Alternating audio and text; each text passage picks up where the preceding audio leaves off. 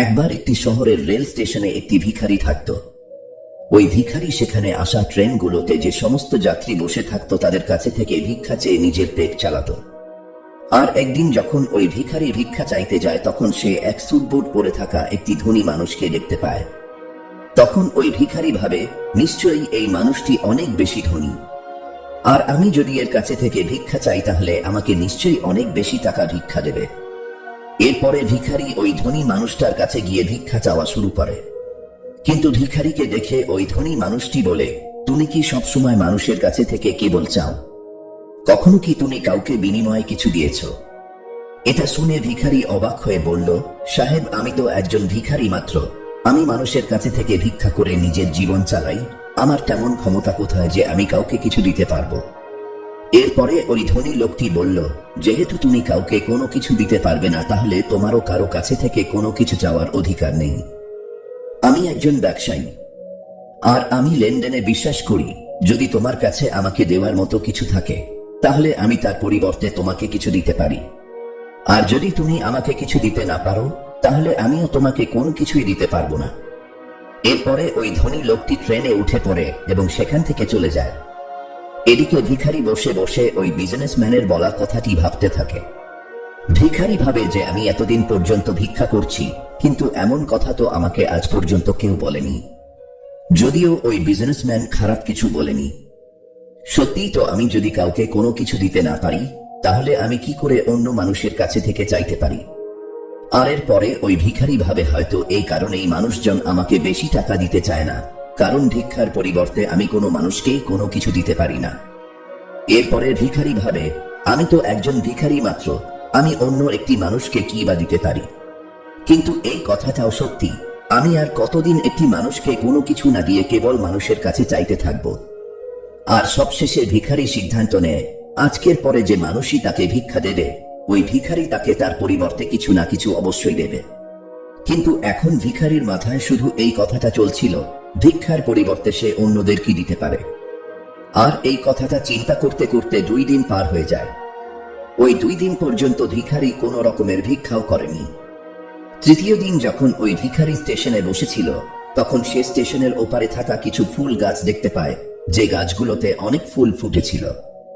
এরপরে সেভাবে, আমি যদি আমাকে ভিক্ষা দেওয়ার পরিবর্তে মানুষকে একটা করে ফুল দিই তাহলে কেমন হয়? এরপরে ভিখারি সিদ্ধান্ত নেয় যে সে আজ থেকে ভিক্ষার পরিবর্তে একটি করে ফুল দেবে, আর এটা ভেবে ওই ভিখারি কিছু ফুল সেখান থেকে চিড়ে নেয়। এরপরে সেই ফুল হাতে নিয়ে ট্রেনে ভিক্ষা করার জন্য পৌঁছে যায়। যখনই ওই ভিখারিকে কেউ ভিক্ষা দিত ওই ভিখারি সামনের মানুষটিকে একটি ফুল দিত, আর ওই ফুলটা মানুষ খুশি হয়ে নিজের কাছে রেখে দিত।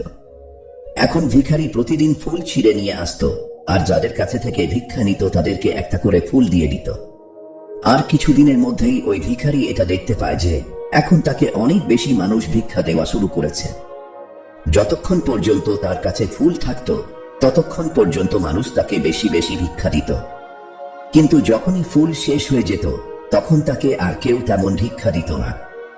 আর এভাবেই প্রতিদিন চলতে থাকে। আর একদিন যখন ওই ভিখারি ভিক্ষা করার জন্য ট্রেনে ওঠে তখন ওই ভিখারি দেখতে পায় সেই বিজনেসম্যানটা ট্রেনে বসে আছে, যার কারণে সে আজ ভিক্ষার পরিবর্তে মানুষকে ফুল দেওয়া শুরু করেছে। এরপরে ওই ভিখারি দ্রুত ওই বিজনেসম্যানের কাছে পৌঁছে যায় আর বলে, আজ আমার কাছে আপনাকে দেওয়ার জন্য কিছু আছে। আপনি যদি আমাকে ভিক্ষা দেন তাহলে এর পরিবর্তে আমি আপনাকে কয়েকটা ফুল দেব। এরপরে ওই বিজনেসম্যান ওই ভিখারিকে কিছু টাকা দেয়, আর ওই ভিখারি কিছু ফুল ওই বিজনেসম্যানকে দিয়ে দেয়। ওই বিজনেসম্যানের কাছে ভিখারির এই বুদ্ধিটা খুবই ভালো লাগে, তাই তিনি বলেন, আজ তো তুমিও আমার মতো একটি বিজনেসম্যান হয়ে গেছো। এটা বলার পরেই ফুল নিয়ে ওই বিজনেসম্যান স্টেশনে নেমে পড়ে এবং সেখান থেকে চলে যায়। এদিকে আরো একবার ওই বিজনেসম্যানের বলা কথায় ওই ভিখারি আবার চিন্তা করতে শুরু করে। ওই ভিখারি ভাবে যে আমি কি করে বিজনেসম্যান হতে পারি। অনেক ভাবার পরে ওই ভিখারি বুঝতে পারে এখন সেও জীবনে সফল হতে পারবে, কারণ এখন সেও সফলতার রহস্যটা জেনে গেছে। এরপরে ভিখারি ট্রেন থেকে নেমে পড়ে আর জোরে চিৎকার করে আকাশের দিকে তাকিয়ে বলতে থাকে, আমি কোনো ভিখারি নই, আমি হলাম একটি ব্যবসায়ী। আমিও ওই ধনী বিজনেসম্যানের মতো হতে পারবো, আমিও ধনী হতে পারবো। আর যখন চিৎকার করে ভিখারি এই সমস্ত কথা বলছিল, চারপাশের লোকজন ওই ভিখারিকে দেখে ভাবছিল হয়তো সে পাগল হয়ে গেছে। আর পরের দিন থেকে ওই ভিখারিকে স্টেশনে আর দেখতে পাওয়া যায়নি। 6 মাস পরে ওই স্টেশনে দুইজন স্যুটবুট পরা মানুষ যাত্রা শুরু করে। দুজনেই একে অপরের দিকে তাকায় এবং একে অপরের সঙ্গে হাত মেলায়। প্রথম ব্যক্তিটা বলল, আপনি কি আমাকে চিনতে পারছেন? দ্বিতীয় ব্যক্তিটা বলল, জি না, আমি আপনাকে চিনতে পারিনি। আমার মনে হয় আমি আপনার সঙ্গে প্রথমবার দেখা করছি। তখন প্রথম ব্যক্তিটি একটু হাসেন আর বলেন, আমাদের এর আগে 2 বার এই ট্রেনেই দেখা হয়েছে। আমি হলাম সেই ভিখারি যাকে আপনি প্রথম সাক্ষাতে বলেছিলেন যে আমাকে জীবনে কি করতে হবে।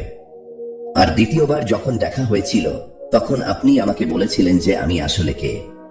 এরপরে দ্বিতীয় ব্যক্তিটিও হেসে ফেলেন আর অবাক হয়ে বলেন, মনে পড়েছে, তুমি তো সেই ভিখারি যাকে আমি একবার ভিক্ষা দিতে মানা করেছিলাম। দ্বিতীয়বার আমি তোমার কাছে থেকে কিছু ফুল কিনেছিলাম, কিন্তু তুমি এই স্যুট বুট পরে কোথায় যাচ্ছ? আজকাল তুমি কি করছো? তখন ওই প্রথম ব্যক্তিটি বলে, হ্যাঁ, আমি হলাম সেই ভিখারি, কিন্তু আজ আমি ফুলের অনেক বড় একজন ব্যবসায়ী। ব্যবসার কারণেই আমি অন্য শহরে যাচ্ছি। এরপরে প্রথম ব্যক্তিটি কিছুক্ষণ চুপ থাকার পরে বলল, আপনি আমাকে প্রথম সাক্ষাতে যে কথাটা বলেছিলেন সেটা আসলে প্রকৃতির একটা নিয়ম। আমরা তখনই কোনো কিছু পাবো যখন আমরা কোনো কিছু দিব।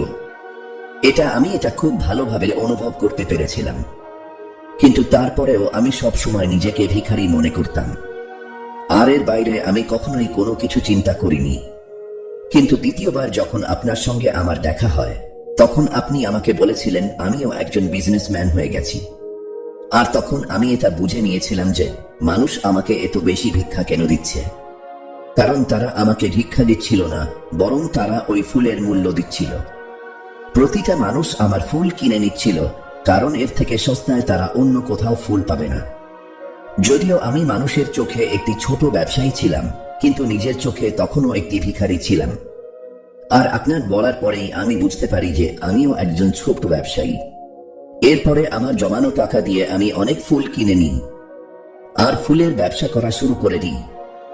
এখনকার মানুষের ফুল অনেক পছন্দ, আর তাদের এই পছন্দ আমাকে আজ ফুলের অনেক বড় একটি ব্যবসায়ী বানিয়ে দিয়েছে। কথা শেষে তারা ট্রেন থেকে নেমে পড়ে এবং নিজের নিজের রাস্তায় চলে যায়। জীবন আমাদের কাছে কেমন হবে তা নির্ভর করে আমাদের দৃষ্টিভঙ্গির ওপর। যদি আপনি নিজেকে ছোট ভাবেন তাহলে আপনি ছোটই থাকবেন, কিন্তু যদি আপনি নিজের ভেতরের সম্ভাবনাকে চিনতে পারেন তাহলে আপনিও একদিন বড় কিছু করতে পারবেন। তাই নিজেকে ছোট করে দেখবেন না, নিজেকে সফল, শক্তিশালী আর যোগ্য একজন মানুষ হিসেবে দেখুন। কারণ যখন আপনার চিন্তা বদলাবে তখন আপনার ভবিষ্যতও বদলাবে। ভিডিওটি ভালো লাগলে লাইক করুন, কমেন্টে জানিয়ে দিন এই গল্প আপনাকে কি শিখিয়েছে, আর শেয়ার করে অন্যদেরও অনুপ্রাণিত করুন। ধন্যবাদ পাশে থাকার জন্য। আবার দেখা হবে নতুন একটি অনুপ্রেরণামূলক গল্প নিয়ে।